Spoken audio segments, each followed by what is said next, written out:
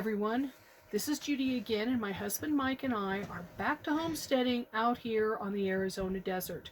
This is a follow-up of what we talked about last week, where I explained to people what to actually purchase and buy with food storage to ensure their family's health and well-being in the case of a disaster. And you're going to actually have to use some of these food storage items. Today we're going to talk about some of those things that are going to make those simple things, the wheat, the rice, the oats, the corn, and the beans, together with your vitamin A products, C products, and D products, and putting them all together and making actual dishes and foods and recipes with them that your family are going to enjoy. Some of the first things you're going to do, of course, are going to work with your wheat products or your corn products, and that's going to be your baking powder, your yeast, your baking soda, your leavening things. You're going to want to put in some of those, depending upon what you're going to do. Yeast is easy. Well, of course, we're going to make breads out of yeast and rolls and other things like that, but you can also make yourself sourdough if you don't have yeast. Just go online. There are dozens of people that show you good ways of making your own yeast and sourdough and stuff like that. Try some of them out. Your salts are going to be two different kinds. We use both the iodinized salt in the baking because that gives us that little bit of iodine, but we also use the real salt or Himalayan pink salt. They're pretty much interchangeable depending upon where you get them from, that are going to work for your salting of your foods because you're going to want that. You're going to want some sugars. You're going to want sugar. You're going to want honey. You're going to want even molasses or something like that that's going to help sweeten the things. Believe me, oatmeal is going to get really boring if you can't sweeten it a little bit. Another way to sweeten oatmeal that other people don't think about is with your applesauce or with your canned fruits. You can put your peaches away for one dish and then use that syrup that the peaches or the pears or whatever it is that you have it in it, you can use that to sweeten your cereals also, because that's a good way of sweetening that, or using that to sweeten cakes and things like that in replacement of your sugar, so you're not going to throw those syrups away that you have in with your peaches and other canned fruits. You're also going to want to put in things like spices. You're going to want your garlic and your garlic salt, your onion, your parsley flakes, your poultry seasoning, cumin for your beans, anything like that that you know you using for your family to make those recipes. You're going to need some spices. A lot of you who already have a well-stocked kitchen and pantry, well, you're going to have your spices and you're going to have things like that. Buy a few more. They're generally cheap, and the funny thing is one of the best ones overall to use in a lot of ways is going to be your cinnamon. You can pick up a thing like this at the dollar store for $1, or at least you could. I haven't been in a dollar store to buy spices in a while. They may be $1.25 now. That's still not a bad price for some of the things that you're going to want. You're going to want pepper. You're going to want those things that you use every day. Think about what you actually use. Think about maybe in a week or in a day, going through and actually think about what you actually reach for and pick up. What are you actually really using every day? And those are the kinds of things that you're going to start filling in with, because you know you use them. You already have many of them, but you use them. Another thing that you're going to want, and this is going to be great for flavoring your sauces, your gravies, and for making your own flavored rice, is going to be your beef or your chicken or your vegetable base. You can buy it in the cubes, though they're high in MSG. Or you can buy other products. I got this from Bulk Foods. There are various places to go to get it to where it's a little less MSG. Yeah, there's probably some MSG in there. You can't get away from it. But there's far less of it in some products than others. Things like your Better Than Bouillon. That stuff may be a liquid kind of thing, but it keeps on your shelf for a long time. I know, because I put some in storage that I've rotated out. It's got to be 5 years old. But and it's still just fine. So you can use your bouillon products and things like that. You're going to make sure you've got your cooking oils. And I don't care what you get. If you want Crisco, you can get Crisco. It's a cooking oil. It's not the best for you. But when we're talking a situation to where you're not going to be able to get to the grocery store to buy anything else, Crisco's going to work. You're going to make it work. You can even make soap out of it. And that's another video. So anyway, you're going to buy your oils and you're going to get those oily things, your peanut butter and stuff like that. Your nuts and things like that are kind of expensive and stuff. So you might not want to put those in just yet. It's going to be something that you're going to want to fill in after you've got other things taken care of. I've also bought some things from Artisan Farms. Now, I'm not supporting anybody or anything, but these are just some of the things that you would look at and you would try to find there, because you wouldn't just go and buy just your dehydrated strawberries or your dehydrated blueberries or anything like that right off, because you're not going to actually get the bang for your buck with those things. They're expensive. They're tasty. They'll keep you interested.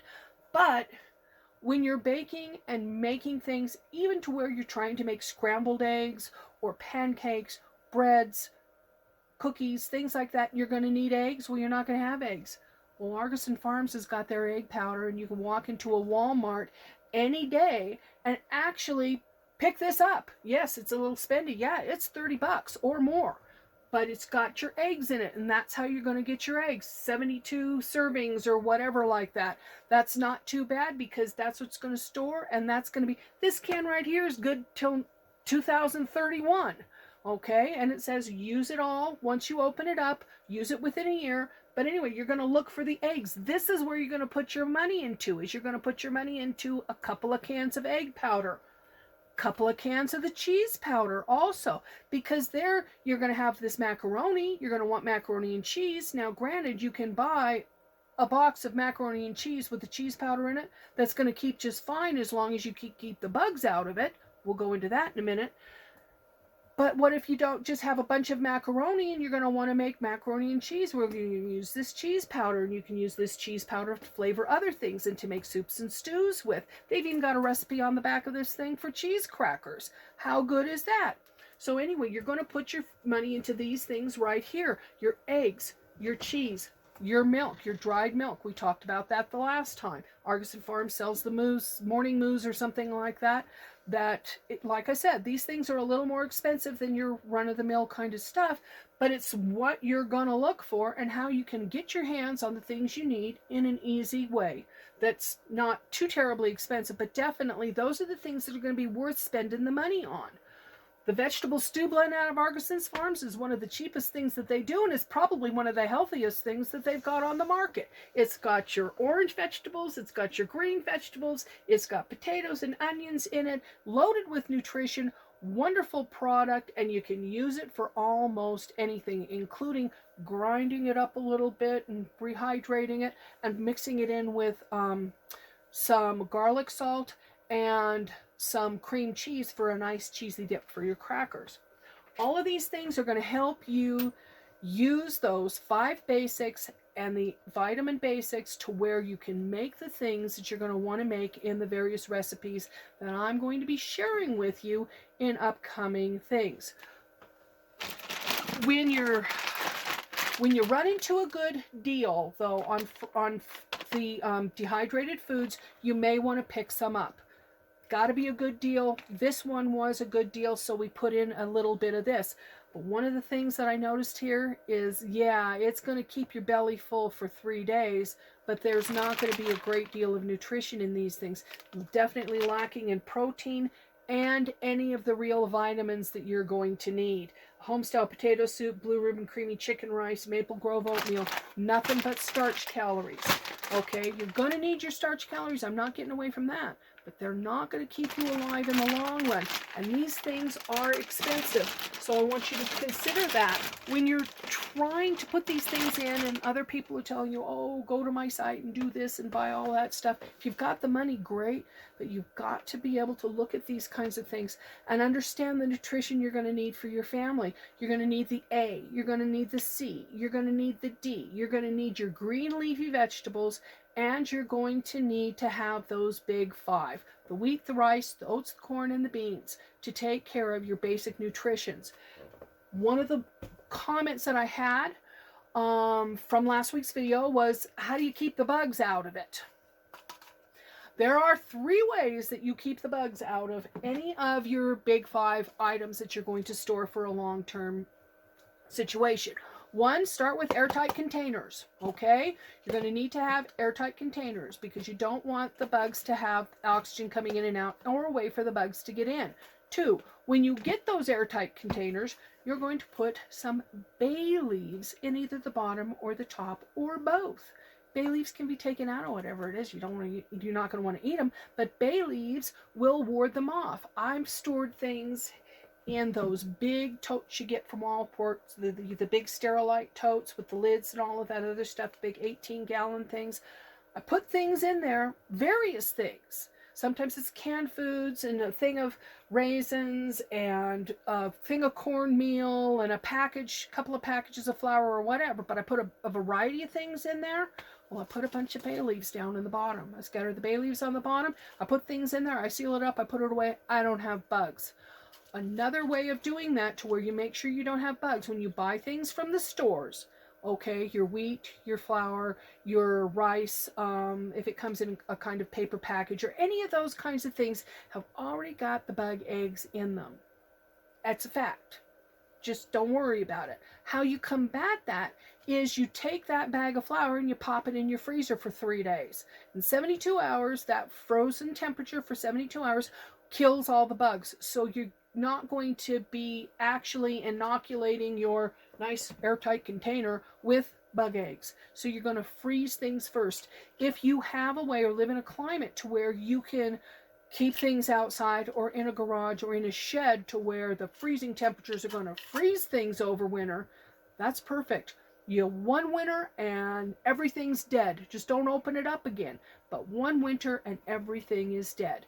Be it whether it's in your buckets or in containers like this or whatever you can put it in, the number 10 tin cans that you can store with, whatever you've got, if you can expose it to freezing temperatures over winter like that, of course, I'm not talking about your oils or your canned foods or things like that. I'm talking about your staple storages, your wheat, your rice, your oats, your corn, and your beans. If you can expose them to a freezing temperature over winter, you're going to be set. You will never have to worry about anything growing and stuff. Again, I have gone into food storage that I have put away 20 years ago. And because it was allowed to freeze outside every winter, there's never been anything in it, and it's still perfectly good and easy to use. It's when you keep it indoors and it stays at that room temperature that you can get the bugs to grow. And a lot of people will be storing these things in their homes. Like I said, underneath your beds, in the back of the closets, wherever you can put it, you put it. The canned stuff has to stay there, but your other stuff, bay leaves, freeze it, airtight containers. That's how you keep the bugs out of it. So 3 or 4 years from now, you don't go to check on it and realize that the bugs have eaten your food storage and not you, or you have to go ahead and feel like you have to waste that product. So anyway, that's what we're doing today. These are the things that you're going to want to secondarily buy once you get your other staples in. And then upcoming, I'm going to be doing a series called Recipes for Disaster. I'm going to take those 5 ingredients, the 5 big ones, and your vitamin set products and some of these things, and showing you every week a recipe that you can make for your family with just those things. So stay tuned, keep watching.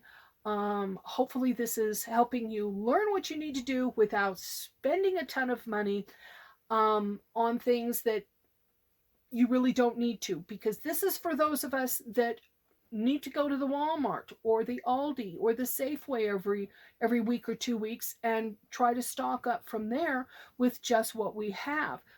This is all readily available right at your hand. And so we don't have, with the kind of shortages that are going on, we don't have maybe this product that we can get, but we've got that one. So we make our choices like that. But you know what, folks? We've been doing that for a year now, and so I think we're all getting pretty good at it. Those of us that actually shop and feed our families and have got this thing figured out, it's not bothering us too much because we're beginning to make those adjustments. Part of the adjustments is putting things in now so that you have them long term, just in case you go to the Safeway or the Aldi and they're not open today for one reason or another. Anyway, hope you found this good, and we'll see you again in the next video. Thanks for watching, everyone. Bye-bye.